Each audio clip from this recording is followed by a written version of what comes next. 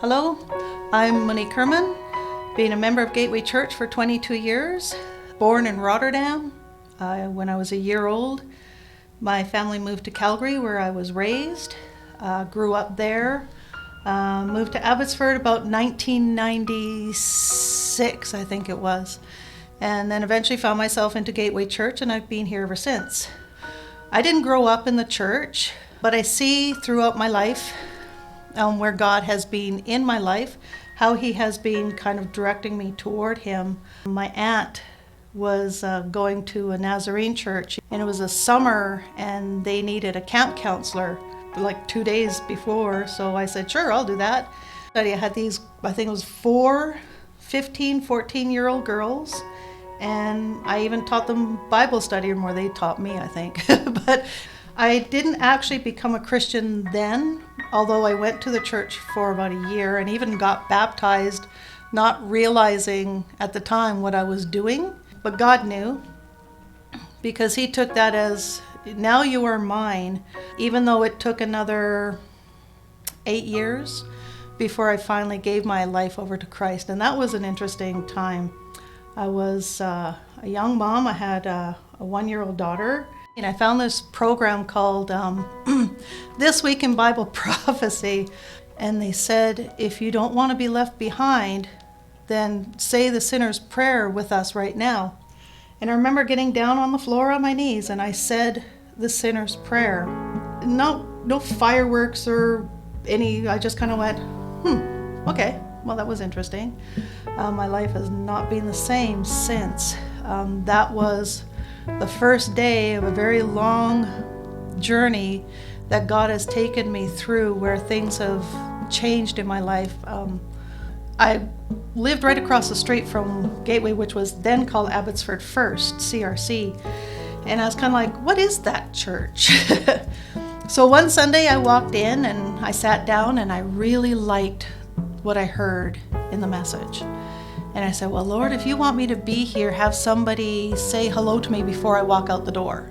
So I had my hand on the door. And we had an associate pastor there, Pastor Henry, and he said, oh, hey, are you new here? I was just about out the door. And he gave me some books about what the Reformation, the church, stood for and whatnot. And then I started going here, realized that the church at that time was predominantly Dutch, which I was, and I suddenly felt like I was family.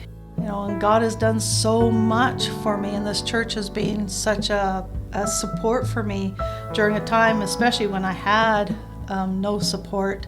And so God knew what He was doing by placing me here. I have a special needs daughter, and God has been our strength for my daughter and for myself. I don't live with my daughter. She doesn't live with me. She lives in care.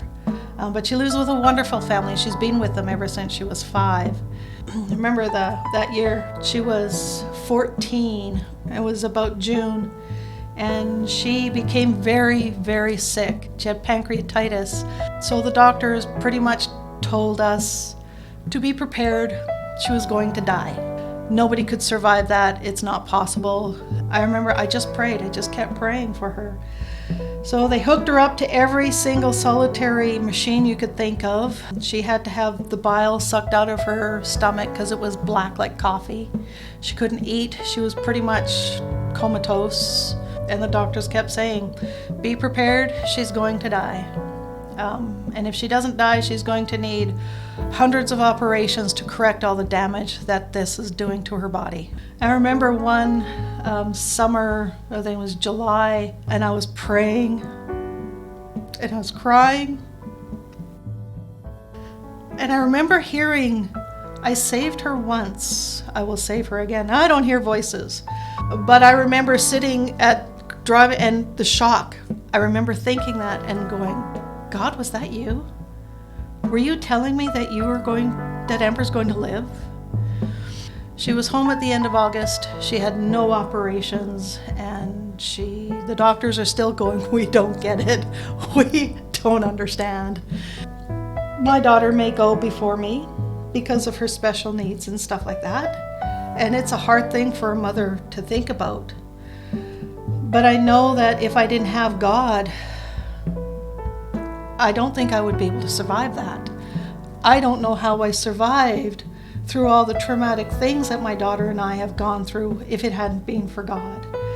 He was the one that kept me going. He was my strength. He was my peace. He was our healer. Forget the horrible stories. The horrible stories are always going to be there. We're always going to hear horrible stories, and some of it is going to be, wow, the world's coming to an end.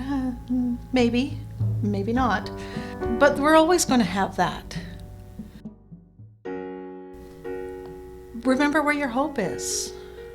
Remember who runs this whole earth, who's got it in his hands. He's got you, me, the world, everyone. And he's not going to let anything happen that he hasn't already foretold.